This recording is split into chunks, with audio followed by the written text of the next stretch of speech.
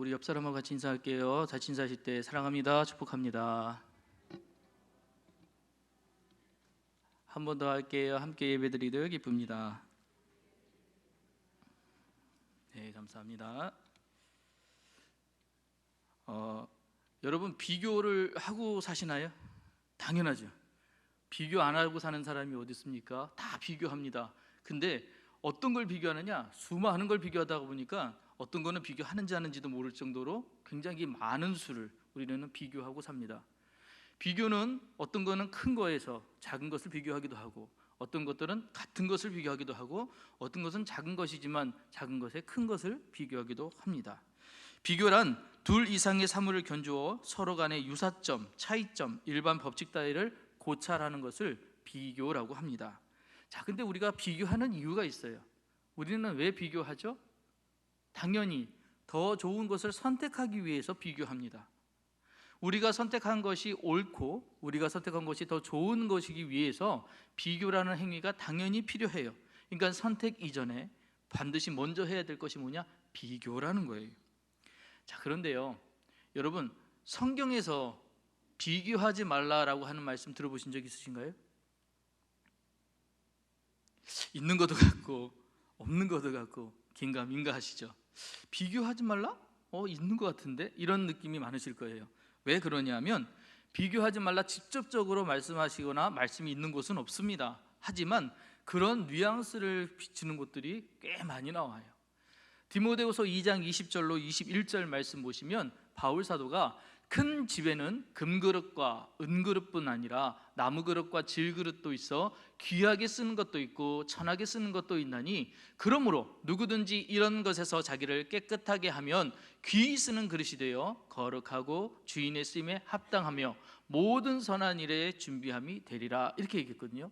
자, 여기서 보시면 귀하게 쓰는 것, 천하게 쓰는 것을 알려면 뭘 해야 돼요? 비교해야 되죠. 뭐가 천한 거, 뭐가 귀한 거, 그리고 어떤 집이, 그러니까 내가 어떤 그릇인지도 알아야 됩니다. 큰 집에는 여러 그릇이 있잖아요. 금그릇도 은그릇도 나무그릇도 질그릇도 있습니다. 요즘에는 요 말이 조금 바뀌어서 이렇게 해석해요. 뭐 금수저, 은수저, 흙수저 들어보셨나요? 예, 이렇게 바뀌어서 많이들 이야기들을 합니다. 여러분들은 금수저신가요? 아니신 거예요. 흙수저? 노 있으실 것 같고, 그죠?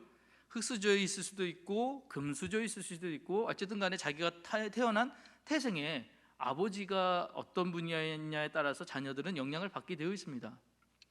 우리 어릴 적에요, 참 그런 농담들을 참 어른들이 많이 하셨어요. 너 주워 왔어, 이런 얘기 들어보셨죠? 한 분들.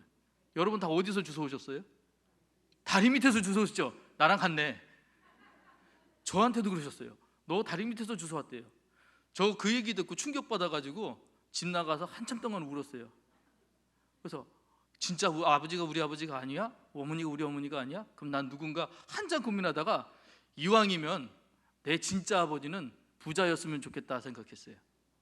왜냐하면 종합선물 세트 사고 싶어서. 그때 선물로 들어오는 종합선물 세트에 이렇게 물건들이 하나씩 이렇게 들어가 있는 거 아시죠? 종합선물 세트. 요즘에 그런 거 나오나요?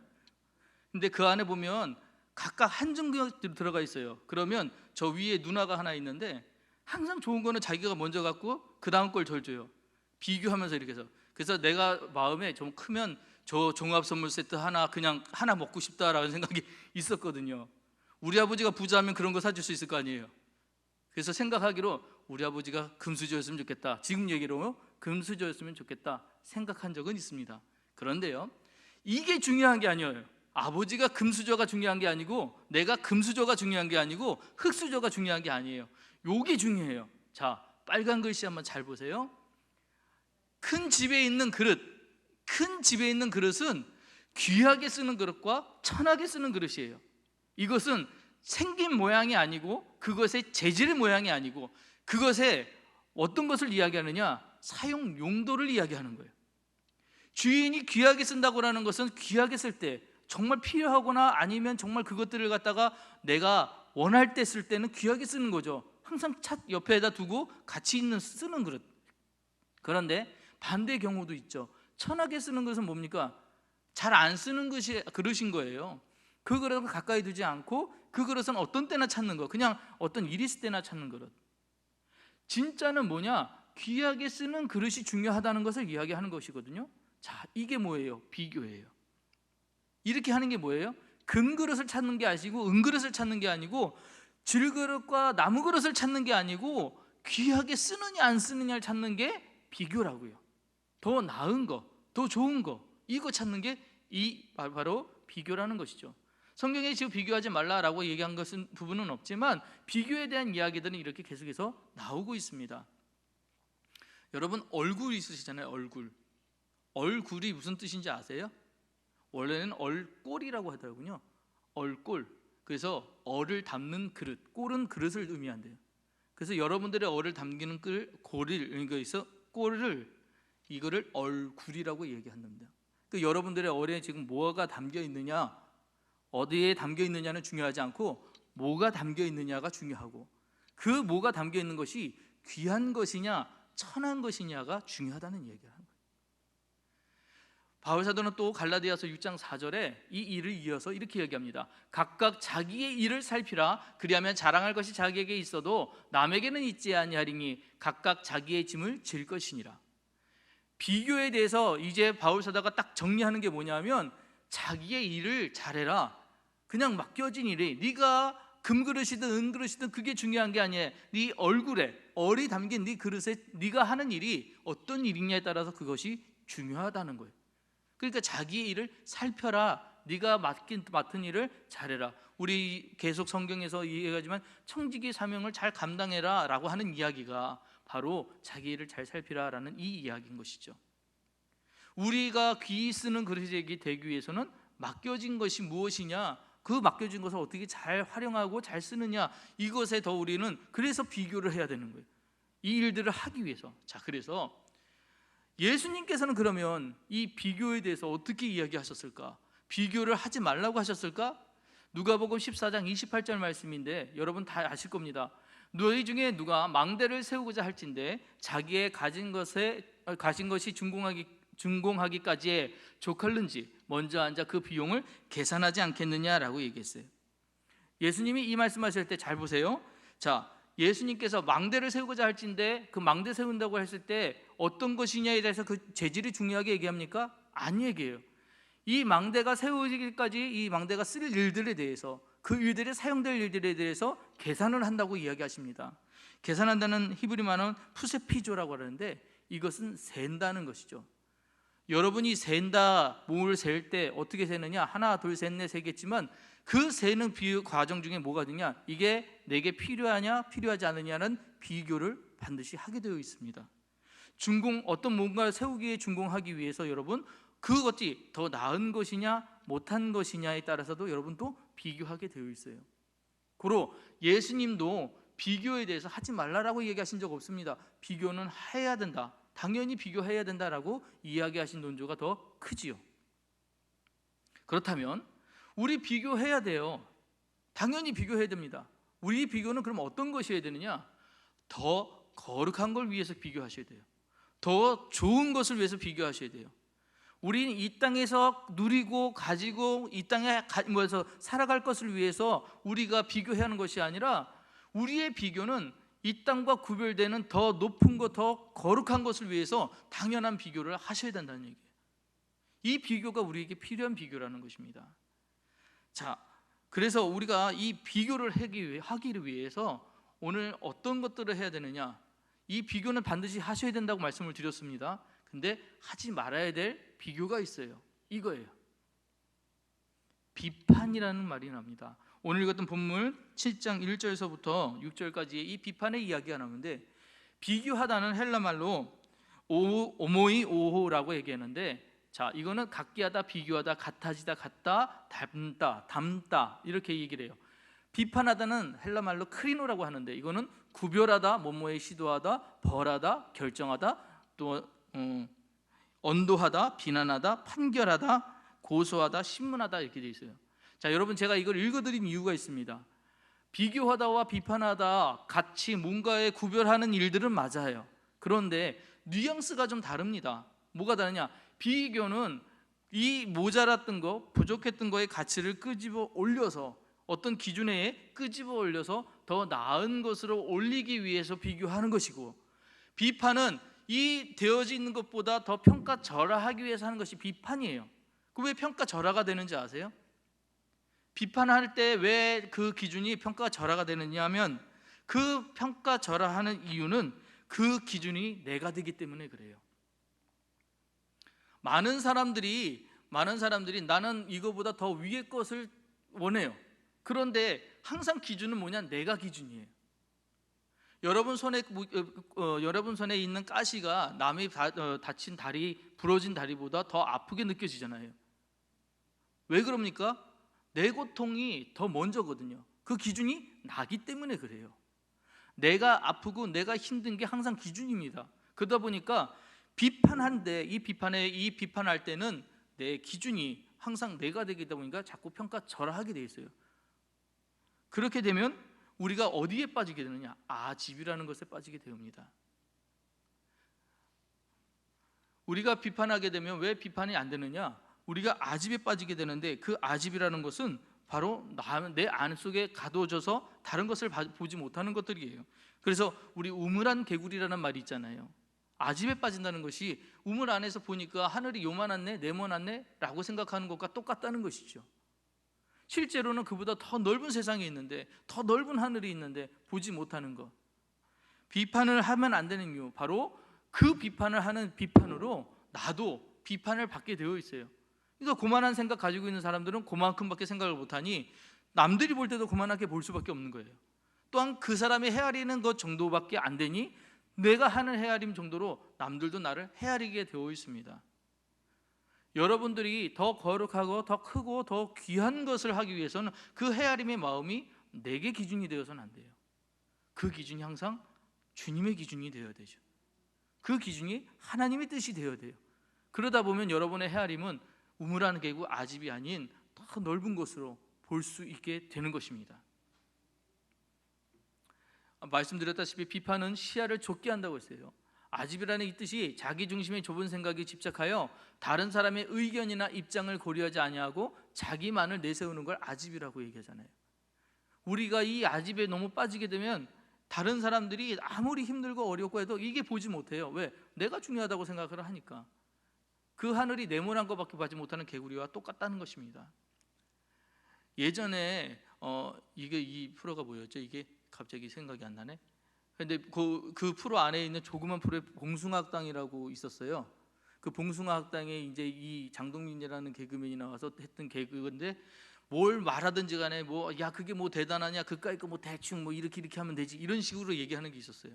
그런데 제가 보면서 좀 많이 불편했습니다. 왜 불편했냐면, 누군가가 굉장히 열심히 노력해가지고 애쓰고 있으면 야 잘했다, 그렇게 수고했다, 힘들었다, 이렇게 해야 되는 것이 맞는데, 야 그거 뭐 그거야 뭐 대충 이렇게 하면 되는 거 아니야, 이렇게 해버리는 거예요. 여러분, 여기서 뭐가 일어날까요? 평가절하가 일어나 버려요.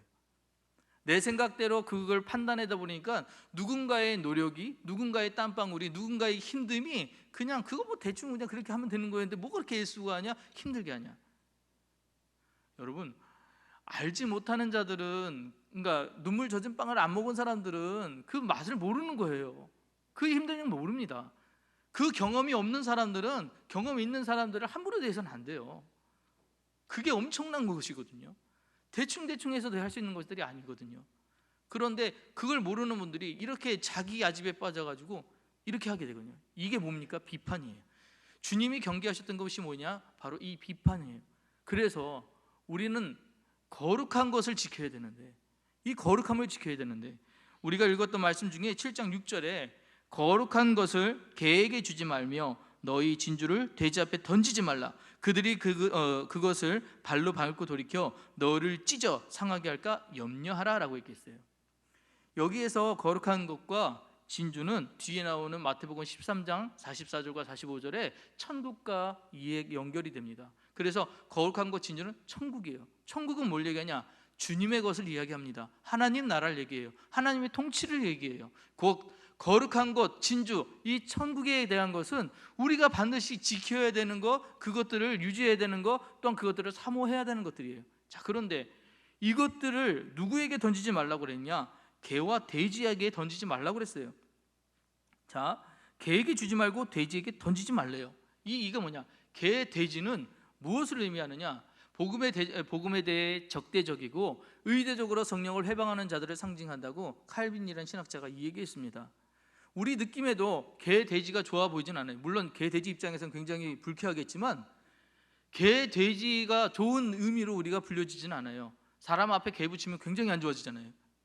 그죠? 돼지, 그리고 저 돼지한테도 맨날 뭐 살찐 사람들 돼지한테 돼지 그러는데 그거 별로 안 좋잖아요. 돼지 입장에서는 그냥 그렇게 생긴 건데. 그 느낌처럼 복음에 대해서 개, 돼지는 뭐냐면 적대적인 것을 의미했었어요. 당시 개, 돼지가 이방인들을 의미하기도 했기 때문에 그랬습니다. 그래서 이 거룩한 것을 이것에게 주지 말라라고 했는데 어떻게 주냐? 던지지 말라라고 얘기해요. 던지지 말라. 이걸 던지지 말라라고 얘기하시는데, 자, 던지지 말라라고 얘기하는 것은 뭐냐? throughout이에요. throughout은 뭐냐? 던지다는 뜻인데, 여러분 뭘 던져 보셨습니까? 던진 이후에 여러분 손에 남은 게 뭡니까? 아무것도 없어요. 여러분의 거룩함이 던져지고 나면 남은 게 없게 됩니다. 함부로 그것들을 던져서는 안 돼요. 여러분들이 하는 거룩함의 행위들을 함부로 세상 것과 같이 동일시시켜서는 안 돼요. 여러분들이 하는 가치 있는 굉장히 신앙적인 것들을, 그것들을 세상적인 어떤 것들과 비교해서 이거 이렇게 하면 되지 않아 라고 같이 평가하면 안 돼요. 그것이 바로 뭐냐? 그것이 바로 비판하지 말라는 예수님의 말씀에 들어있는 의미예요. 여러분 던져서 안 돼요. 그것들을 지키고 꼭 잡고요, 절대로 보호하고 보존하셔야 되는 것들이에요. 그런데 여러분들이 보존해야 될, 지켜야 될 거룩한 것 무엇이 있을까요? 여러분의 예배, 여러분의 기도, 여러분의 신앙생활이 전부 다 지켜야 되는 것들이에요. 세상이 볼 때는 정말 미련하고 답답한 일일 수도 있습니다. 아니 코로나 시국에 왜 저렇게 모여가지고, 코로나 시국에 왜 저렇게 이렇게 기도하고 찬양하고 왜 그래야 되는 거야? 지금 좀 조심하지. 맞아요, 조심합니다. 방역 수칙 준수하면서 우리 조심하고, 그 대신 우리의 마음이 그 앞에 던져지지 않기 위해서 뭐 해야 되냐? 주님과 계속해서 연결되기 위해서 우리 나와야 되는 거예요. 그리고 기도해야 되는 거예요. 그리고 모여야 하는 겁니다. 로마서 12장 2절에 너희는 이 세대를 본받지 말고 오직 마음을 새롭게 함으로 변화를 받아 하나님의 선하시고 기뻐하시고 온전하신 뜻이 무엇인지 분별하도록 하라라고 얘기했어요. 던지지 말라라고 하는 의미가 곧 뭐와 연결되느냐? 분별과 연결이 됩니다. 왜냐? 여러분들이 던지기 전에 이것을 던질까 말까 했을 때 가치가 있느냐 없느냐를 따져야 되잖아요. 따지기 위해서 뭘 해야 됩니까? 당연히 이 가치, 이걸 비교해야 되죠. 어떻게 비교하냐? 이게 더 거룩한 것인가 아닌가? 이때 분별은 뭐냐? 헬라어로 도키마조예요. 도키마조 어디서 들어보셨죠? 시험 얘기예요. 시험은 뭐냐? 투 테스트. 그걸 가지고 평가해보는 거예요. 이게 진짠가 가짠가. 여러분 분별할 때 뭐가 필요하냐? 이 진짜냐 가짜냐 분별할 때 우리 지혜로 분별하는 게 아니에요. 우리의 생각으로, 우리의 마음으로 분별하는 게 아니에요. 우리가 분별하는 건 뭐냐? 하나님의 지혜예요. 이게 던져질 것인가 아닌가를 지키고 하나님의 뜻에 맞게, 하나님의 말씀에 맞게 사는 것이, 그게 분별이라는 거예요. 그래서 그 지혜를 구해야 되는 거예요. 주님, 이 상황이 도대체 나에게 왜 일어나는 거예요? 주님, 지금 내가 이렇게 신앙생활 하는데 이런 어려움은 도대체 나한테 왜 일어나는 거예요? 나는 몰라요. 주님, 지혜 주세요. 분별하게 해주세요. 깨닫게 해주세요. 이거 하기 위해 필요한 게 뭐냐? 지혜. 누가 주셔야 된다? 하나님이 주셔야 된다. 그럼 우린 당연히 뭐예요? 지혜 구해야죠. 당연히 뭐예요? 지혜 구해야죠. 이 다음에 이어지는 말씀이 그래서 이 말씀이에요. 구하라, 찾으라, 두드리라. 7장 7절 말씀, 구하라 그리하면 너에게 주실 것이요, 찾으라 그리하면 찾아낼 것이요, 문을 두드리라 그리하면 너희에게 열릴 것이니. 할렐루야. 기도하라는 말씀을 하신 겁니다.